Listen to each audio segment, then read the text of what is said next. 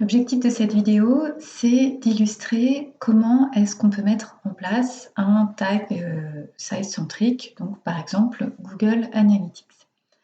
Alors ce qui est bien pratique avec GTM, c'est que GTM est un produit Google, Google Analytics est un produit Google, donc en fait on va pouvoir ici bénéficier d'une sorte de trame qui sera déjà prédéfinie pour nous. Et ça nous simplifie beaucoup les choses. Ce qu'on voit, c'est que ici, donc, il faut rentrer l'ID, c'est-à-dire le compte auquel est associé, plus exactement le measurement ID auquel est associé ce tag. Donc, en clair, la base de données dans laquelle les informations vont tomber. On a des informations de paramétrage qu'on va pouvoir renseigner. Et on a également le déclencheur. Donc là, évidemment, le déclencheur va dépendre de l'acceptation ou non des cookies par l'utilisateur. Alors, on va aller au plus simple. Et là, dans notre exemple, ce qu'on veut, c'est faire déclencher ce tag Google lorsque une page est vue. Donc ici, ce qu'on doit récupérer, c'est notre tag ID.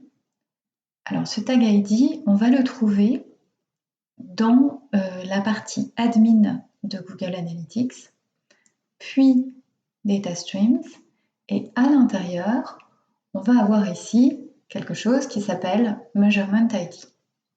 Donc c'est vraiment ceci qu'il va falloir renseigner dans notre tag ID. Et ça tombe bien, puisqu'en fait, on peut le copier-coller pour être sûr qu'on ne fait pas de faute de frappe.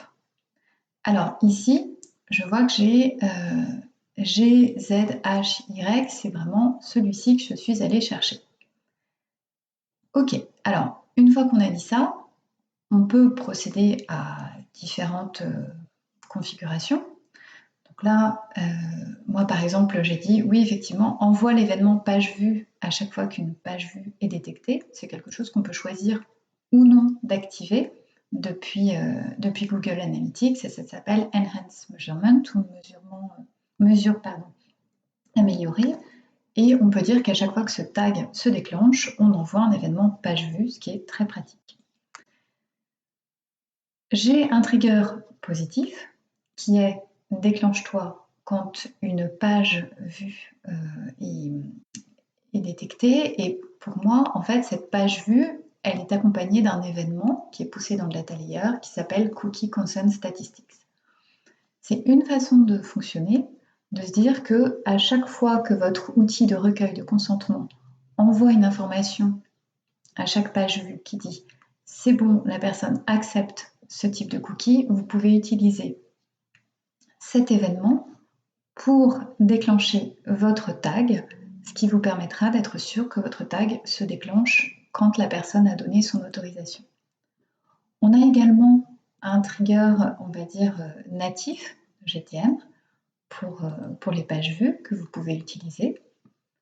Mais simplement, si vous utilisez ce trigger, ça veut dire qu'en complément, qui est ici, voilà, page vue, ça veut dire qu'en complément, il va falloir que vous spécifiez attention, tu ne te déclenches que quand l'utilisateur a donné son consentement. Alors, voilà mon trigger positif.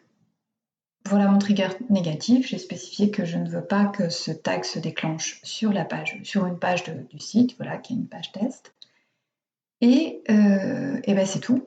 Après, j'aurai juste à publier mon tag et je vais avoir un enregistrement des tags Google Analytics, enfin, les pages vues en tout cas, dans cette base de données. Alors pour ça, je peux aller directement sur le site en question.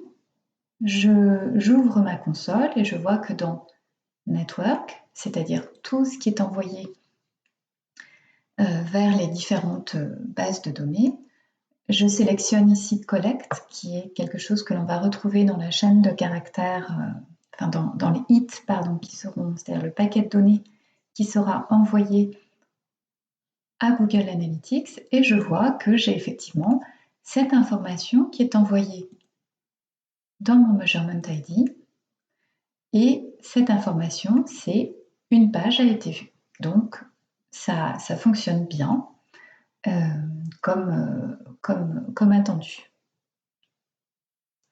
Alors, je fais juste un petit rappel. Ici, comment fait-on pour poser son tag Google Analytics de page vue? La façon la plus simple, c'est vraiment celle-ci. On sélectionne Google Tag, on cherche son Measurement ID, qu'on trouve donc dans Google Analytics, dans la partie Admin Data Collection Data Stream.